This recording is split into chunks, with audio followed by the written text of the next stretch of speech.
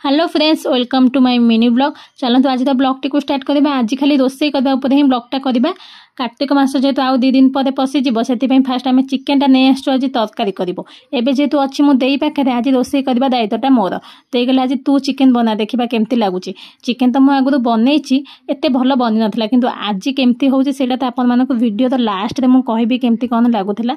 Chicken हलदी लुण पकईकि किसी समय मैरिनेट कर रखीदेली ता भर आलू काटिकी भाजीदेली। आलू भजा सरला पर कढ़ई गरम करके गोटा लंका पकईदेली तापर जीरा पकईकि पियाज भी सब पकईदेली। पियाज गोल्डन ब्राउन हवा जाए चलतु भाजवा। आठ मोर नटखटी तो सब पूरा आरंभ हो जाऊँगी से कम व्यस्त मोर ये निजे निजे कैमेरा सहित ही व्यस्त। सब बेले एका ही रहा भल कहीं निज प्रोब्लेम कहीं भी आसती और सब निज सहित भी कहीं नथा से एका रही निज प्रोब्लेम को निजे सल्व करने बेटर हम। पियाज ये गोल्डन ब्राउन होगापर अदा रसुण छेचिक रखी जो ताकू पकई किसी समय भाजी सारापर पानी पकईकि किसी समय फुटेदेली। आप एमती करेंगे बहुत टेस्ट आसो कहीं अदार रसुण कंचा स्मेलटा गलापर ही सब मसला आड करेंगे। हलदी गुंड पकईदेली, धनिया गुंड, जीरा गुंड, चिकेन मसला आ स्वाद अनुसार लुण जहाँ भी सब मसला आपण मैंने आड करवा कथा करदे।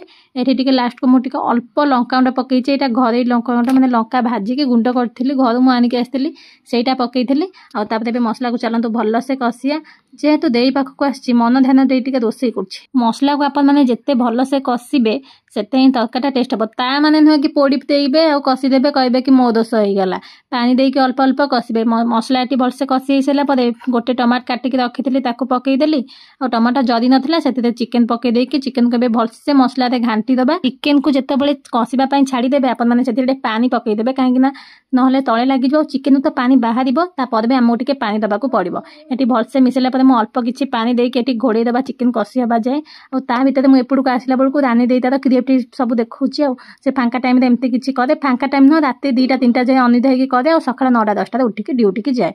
आ भितर चिकेन कषा पूरा रेडी हो गलानी। पानी टिके मरी सारापर चिकेन कषा मुझे टेस्ट करी बढ़िया होता है। आलू पकईदेली, आलू पकईकि भलसे घाटी दबा और से पुणी थे किसी पानी आड करदे। चिकेन झोल खाइब ना कषा तो समस्ते आम खाऊे कि आज जेहेतु कार्तिक मास पशि जाऊँगी चिकेन झोलटे कर थाले भात आज पूरा खाईदेवी। आलू को भलसे पकई घाटिला पानी एठी देदेली और घोड़नी पकई देकी घोड़ेदेली। किसी समय घोड़े रखिला जिते खोलीदेली ओहो कि स्मेल आ जो गबगब ही फुटाऊला पाटी तो पूरा लाल ही बोई जाऊला। तापर गरम मसला टिके पकईदेले आ रेडी होगला आमर गरमा गरम चिकेन तरकारी। भात सहित चिकेन तरकारी आ पियाज बेलाए काटी नहीं कहीं पियाज सब ही माड़ पड़ होती। आपण मानक केमती लगिला मो चिकेन तरकारी रोसई करने प्रोसेसटा कमेंट दे।